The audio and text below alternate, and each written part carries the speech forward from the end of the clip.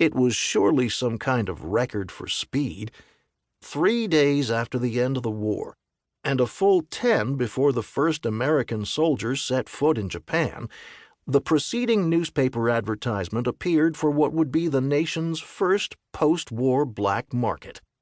One of the very few paid announcements in print at the time, it was a call to commerce hardly anyone expected so quickly, given the wretched, bomb-ravaged condition of Tokyo. Once a teeming castle town of wood and paper houses, Japan's capital was now mostly cinder, the ground one massive flat layer of residue from the terrible B-29 superfortress incendiary attacks. The heavily populated lowlands to the east by Tokyo Bay, where the merchant and artisan classes had lived and worked, had all but been obliterated, as had vast sections of the neighboring industrial city of Kawasaki and the port of Yokohama, further to the south. Drivers of what few cars there were frequently got lost because it was so difficult to distinguish the road from the rubble of shattered roof tiles and burned-out homes. All that was left standing were several marble and stone buildings in the commercial business centers of the capital, Marunouchi, Ginza, and Nihonbashi, which the occupation authorities were planning to use for themselves. For most of Tokyo's inhabitants, existence was a living hell. Homeless, numbering in the millions, lived in jerry-built huts of chicken wire, rocks, and cardboard, occupied subway stations and air raid shelters, or camped out in large bomb craters in the street. There was so little available food that people would travel hours to the countryside to trade expensive heirlooms for a tiny share of a farmer's crop. Yet by August 20th, only 5 days after Japan had officially conceded defeat, the Ozu open-air market was ready to roll.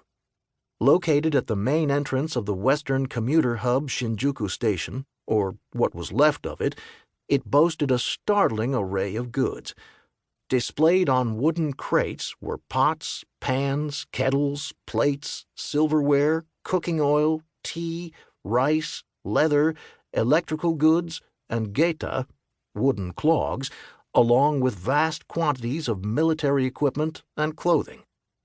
Most of the wares for the market, which bore the romantic-sounding name Hikari wa Shinjuku Yori, the light shines forth from Shinjuku, had been stolen from a secret supply of provisions for a ghost army of 4 million men that was to have been mobilized in the event of an American invasion of the mainland.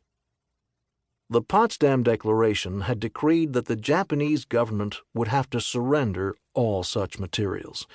However, with Japan in a weird post-surrender netherworld where no one was really in charge, looters appropriated an estimated 70% of all supplies held in military depots throughout the country, providing the Ozu market with its windfall inventory. The Kanto Ozugumi, Kanto Ozu Gang, was the largest crime syndicate in western Tokyo at the time. They were tekiya, itinerant peddlers, racketeers, a type of gangster in Japan that for centuries had monopolized the festival vending stalls at temples and shrines. They contrasted with the bakuto, gamblers, who also dated back to feudal times, and with the latter-day stevedores, rickshaw drivers, and day laborers under control of the slum labor bosses who had also formed underworld gangs.